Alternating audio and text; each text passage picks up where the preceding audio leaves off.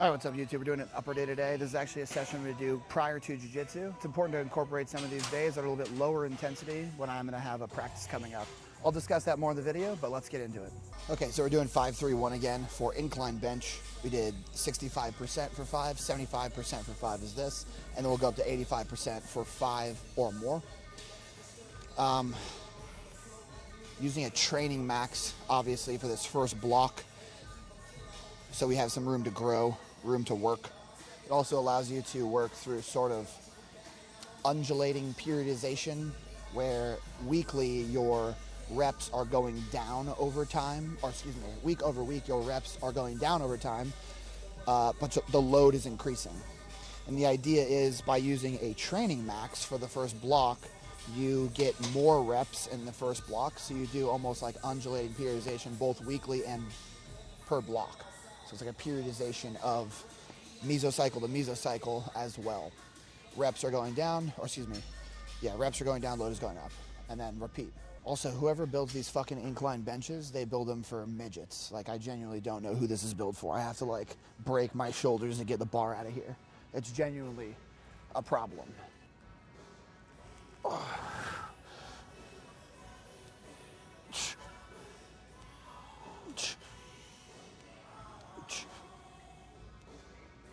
All right, well, that was 4, so I can't count. I also kind of talked about in the last video or so how I had a little bit of a pec strain like 2 weeks ago. I can feel it, like just like a little soreness or almost tingle. So I think here we're just going to take our 5 instead of doing the full AMRAP. Bench strength is not really something that like I'm particularly like super worried about.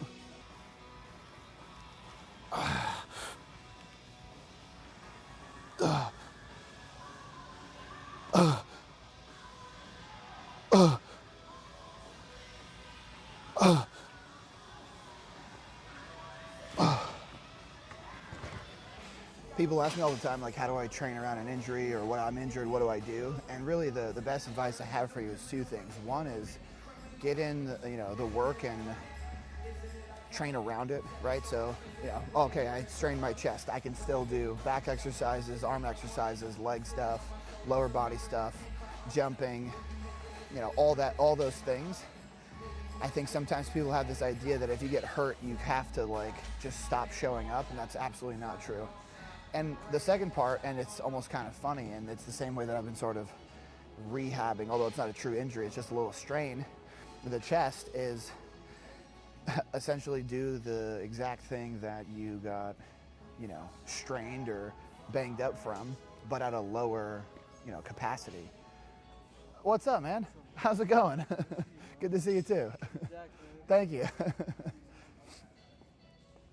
So, like, what I mean by that, right, is the first day that I, strained the pec was chest flies, taking the arm through that same range of motion, right? Adducting the arm towards the body, which is what happens in the bench press, but doing it at a much lower weight, higher reps, getting, the strain to essentially turn the pain signaling down by reaccessing that range of motion, but at a lower capacity. And then we kind of titrate that up to, okay, what's the next step up from a chest fly, right? A cable chest fly, a light cable chest fly, something like this, where my elbow's a little bit more tucked, right? I'm a little bit more protected in the sense of I'm not, the elbow's not super flared out, so there's not this big stretch occurring on the pec and the shoulder. And I can still do, machine chest press fairly hard, right? So like that first week, I did like 10 to 15 reps on something like this where I can keep my elbow a little more tucked. And then at the end of that, or the beginning of the second week, I returned to 65% load at bench, test it out, see where we're at. As I pyramid up, like, okay, am I feeling good, good, good? And also I took the stretch shortening cycle out, so I would do pause work. And then the beginning of the third week, I did straight up pause bench press, fairly hard. Same thing, taking the stretch shortening cycle out. So it's really a tolerance thing. And when you have, any injury, whether it be tendonitis, a strain, something, we're not talking about complete ruptures, but those things, they require the reintroduction of movement and load to heal, truly. And so that's kind of the goal, right? And if you start thinking about it as you're re-strengthening, right? You'll start to slowly realize that rehab is literally just strength training. That's what it is. You are re-strengthening a temporary weakness. Now, obviously, the capacity, the tolerance, the load is far reduced. Okay, so goal here, somewhere in like the 8 to 12 rep range.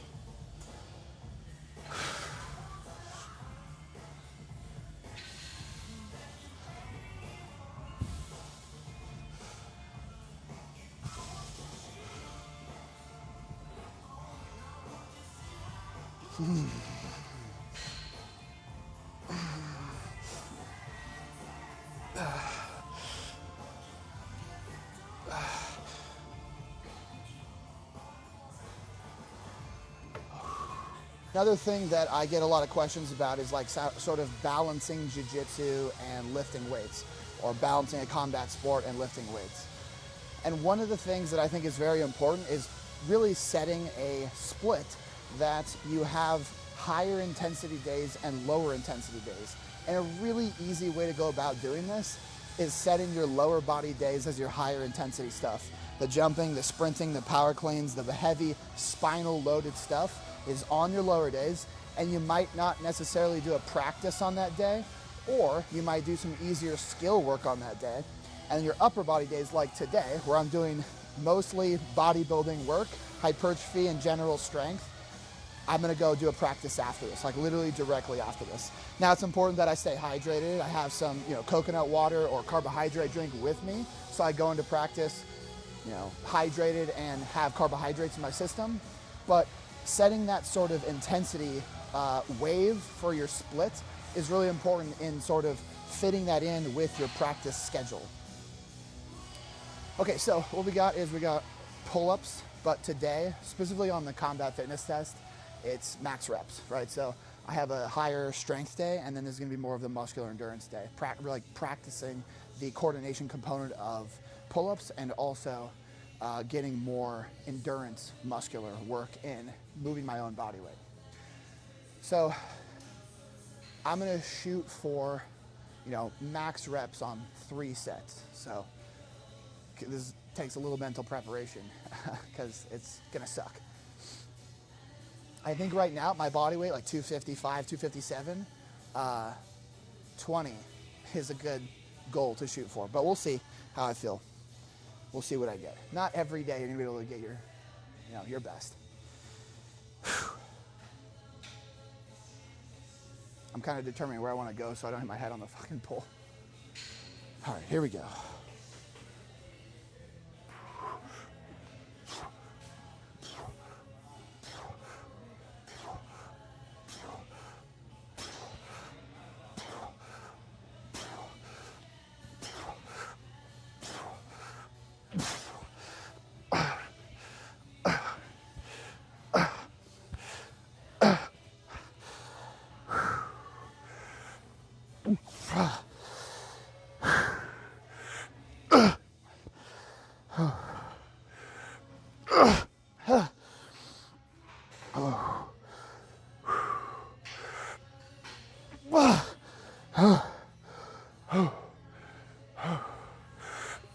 Okay, 19.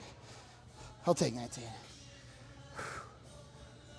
Pull-ups are definitely one of those things I gotta work on, It's, I intentionally put this in the test because I wanted to put something in that was very relative strength based, that was moving your own body weight. That would be really hard if you're heavier. And max reps pull-ups is that. Continuing along the thing of like training around injuries or how to deal with an injury, because I kind of went over, returning to at least that exercise or that movement that you kind of got banged up doing, is also, what if you are in a period of time where you tore your meniscus, tore your MCL, your PCL, whatever it is, how do you train around that? And it's kind of the same thing that I was talking about before, is you can always do something. When I tore my meniscus and I got surgery like a couple days after Worlds, I just spent the next 6 months getting my upper body as strong as humanly possible, well, 3 months, is then I was able to start working the actual rehab process for the knee. But you can always do something. And I think throwing that time away because you're all sad and depressed about being injured is a huge waste of time and energy. Just pour all that, in the same way that we can't get good at everything simultaneously at our best because we only have so much bandwidth to allocate to any certain thing. You can just allocate more bandwidth to something else. You can study, you can lift, you can do something. Okay, so chest supported rows, elbows a little bit tighter in. One of my weak points I feel like on my body is my lats. So I'm gonna do this a little bit more lat focused, even though it's a row.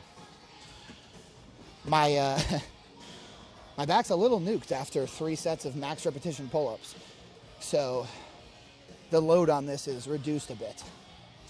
It's not my usual horse cocking load. Wow, that was, what did I just say? Okay, here we go. There's so many sexual innuendos in lifting. Load, snatch, clean and jerk. Okay, here we go. Focus up, kid.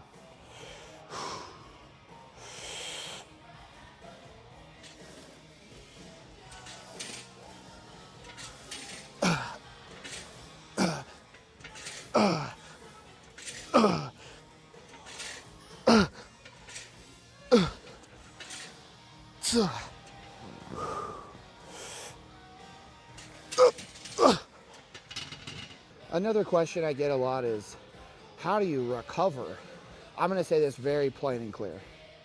The number one, above all else, indicator of your recovery ability is your work capacity. And the reason I say that is if you have been doing your sport, Jiu Jitsu, MMA, whatever, for a really long period of time, you're far more adapted to that training than somebody who's brand new, a year in, 2 years in, whatever it may be, because you've built up a substantial amount of work capacity. So you training 6 days a week is not the same for somebody who is newer than you. In the same way that I had been lifting for multiple years before I started jiu-jitsu, I was very much adapted to lifting, more so than somebody who wasn't. Tertiary to this, your conditioning, your physical condition state. How high is your output and recoverability between outputs, like on a assault bike interval, hill sprints, hard rounds in grappling or MMA? Your ability to recover round to round is also your condition, your ability to be conditioned. And that is a massive factor in recovery, because it's literally your recovery round to round. And that also extends to post-training, being able to recover from that. Now the caveat here is, in the weight room, as you get stronger, that total load, right? If you're back squatting 600 pounds, that's gonna have a gigantic effect on you, more than somebody else's 1 rep max who's significantly weaker and smaller. So if their 1 rep max is 225, they can recover from that much easier than you can from 600. But that's not to say that you can't operate at 90% for almost all of your training, like 90% of your training max for almost all of your training. Because if you are at an elite level in strength, you don't need to prioritize. I'm not gonna say don't train it, but you don't necessarily need to prioritize max strength. We need to realize too, as an athlete, is you need to take an index, an audit of yourself and realize, what do I need to work on the most? And if you're coming from a hefty strength background, you need to realize that that's probably not the biggest focus for you, right? If you're coming from an elite level in strength, powerlifting, or bodybuilding, and you are beginning to start jiu-jitsu, dropping your training frequency and volume down quite a bit to a maintenance level and focusing on skill acquisition is what you should focus on. And if you're small and weak, you should allocate more time to strength and conditioning. But you have to be honest with yourself. You have to audit yourself and take an index of what are the things that I need to work on. Your split, while the big pillars, right, the big boulders of the building are going to look and be the same, the weighted equation both for your sport and for you as an individual, are going to be different. But that doesn't mean you have to do lunge, curl, like goofy functional exercises, because those aren't the big pillars. The big pillars are strength training, conditioning, right? How much of those is the weighted equation for your sport and you as an individual?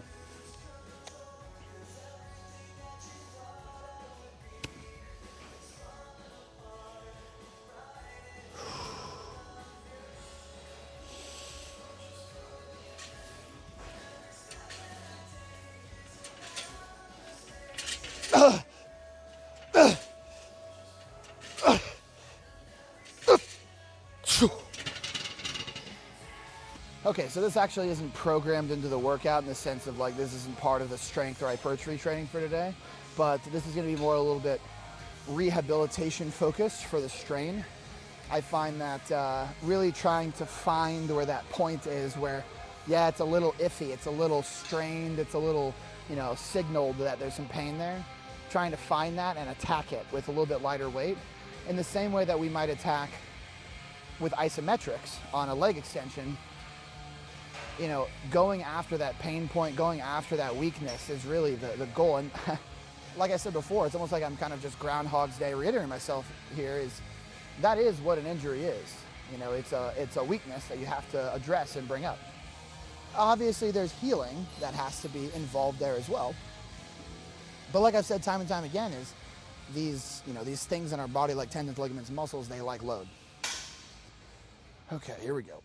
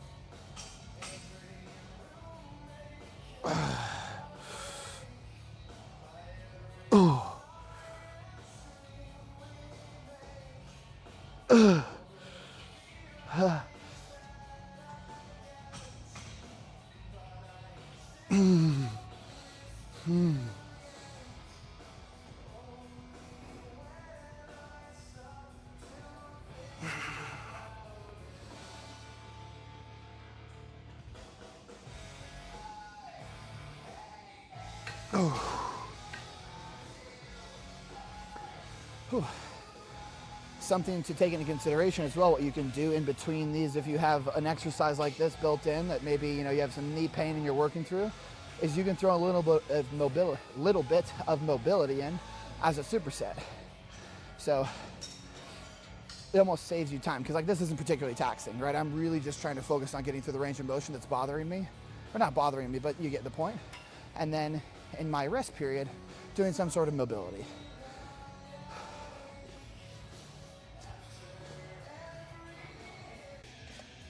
Nearing the end of the session here, we got shoulders and arms left, and that is it. I've talked about this extensively on this channel and on my Instagram and everything, but I think it's vitally important on these lower days especially to incorporate way more machines. You see that I did literally incline bench and pull-ups as my only my free weight work, I should say. And the reason is because I just want a lot of the training to just be stimulus based with the lowest fatigue possible, because I'm about to go train. My ball's off. It's also why I dropped the conditioning off of this day and moved it to a day that I don't have jiu-jitsu, because I'm about to go do that hard training, And honestly, they're preparing for ADCC right now, so I'm a training partner for 4 rounds of 4 ADCC athletes, and that's difficult. So I knew that going into this hard session today, that my strength and conditioning session is going to be a little lighter. I also, on this shoulder press machine, it feels honestly nice. So I'm going to go a little bit heavier, a little bit less reps, a little higher weight. And yeah, maybe like 5 is kind of like what I got in my head right now.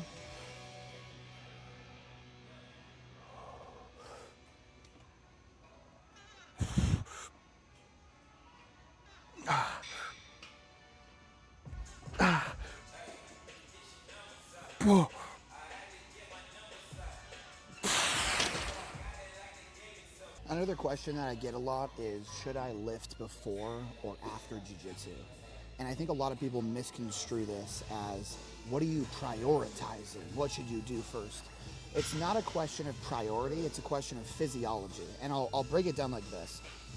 Without even going into the adaptations and stimulus you get from each and what actually is meaningfully going to change your body versus fatigue you, let me just give you an example.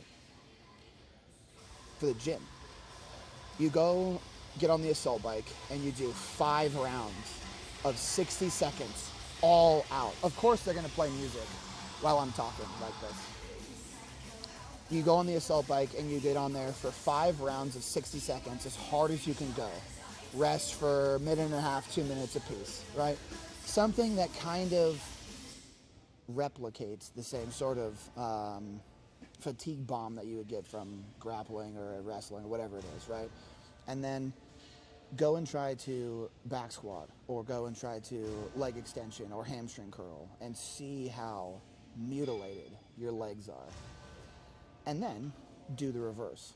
Go and do, back squats, go and do leg extensions, hamstring curls, do a full leg workout, and then go get on the assault bike and do your conditioning. And you'll realize that you can lift and then do your conditioning. But doing your conditioning first fucks you for your lifting. And why is that? It's because pushing high intensity conditioning cardiovascular work will be extremely fatiguing. And while lifting will take away from your top end strength work, your top end power, it won't fatigue you to the point where it's hard to do another activity. And so it's the same exact situation when we talk about lifting before jiu-jitsu or grappling or whatever you're doing, or doing your practice before lifting, is one will crush the other and one will not crush the other. You can come in and do an intelligently programmed plan, 1 or 2 reps in reserve, push a couple of accessories, I hate using that word, to failure, go and do a hard practice. But it's very hard. And it's not even just very hard. You can go do a hard practice and then come in and lift, and your lift will suck. It will almost be like, I wouldn't use the word useless, because doing something is always better than doing nothing at all, but it will be 40% of what you could get out of it if you just simply went before your practice. And so the science or the reasoning behind this is the gym is to produce, enhance, and create adaptation for athletic qualities: strength, power, hypertrophy, endurance, cardiovascular, conditioning, anaerobic capacity. And those qualities are best done prior to highly fatiguing activities, such as practice. And so I want to reiterate again, it's not about prioritization, it's about physiology.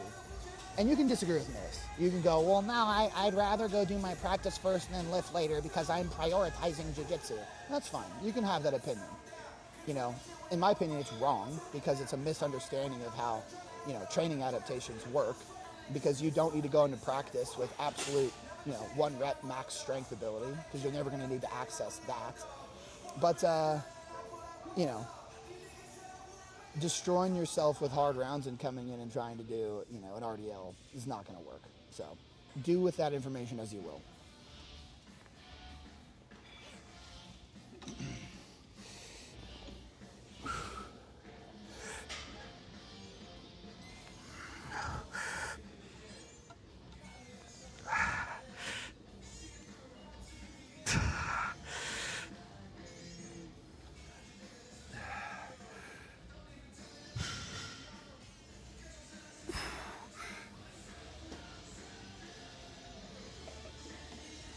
Finish up with some tricep extensions and we'll be done. I do want to caveat what I said too about training before jiu-jitsu or grappling or whatever it may be. If you don't train hard, yeah, you can train first and then lift. I'm talking about people that actually train hard. Because I posted a video about this on Instagram and people were like, well, I can do that and go lift and it's a great warm-up. And it just makes me laugh because it's like, aha, you're outing yourself because, I mean, it just tells me you don't train very hard. And that makes sense, you know? Because most people who do jiu-jitsu do it as a hobby. And they're probably bad. And going in and getting, you know, beat up and just kind of like you lay there and you're not very good and you don't move around much, and or you're just doing the fundamentals class and, you know, you have maybe one live roll. Totally. Lift after.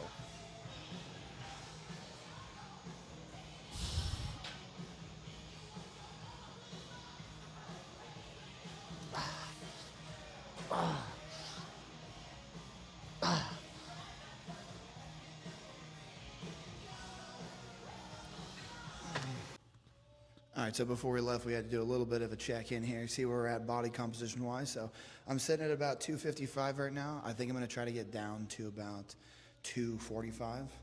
Don't mind Austin over here. He's an actual IFBB pro preparing for a real show, so he's going to mog me. But I think it's kind of the plan. Get down to about 245, 240, and I think right there I'll probably be in like the perfect, you know, size and composition to be like as athletic, strong, fast as possible. So let's take a look at where we're sitting.